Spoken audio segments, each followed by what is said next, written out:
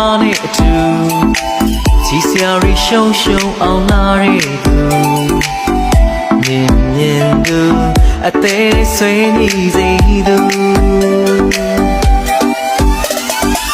စံတော်လေးညင်ခွန်ချိုစကားနဲ့အတူ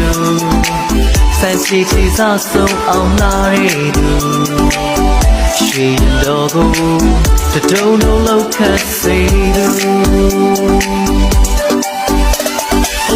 ရှိကကောင်းမှုတွေကြောင့်ပြုတာရဲ့ရိုးရိုးလေးကြည့်မဝအောင်လာတဲ့သူရဲ့အညာပြူရဲ့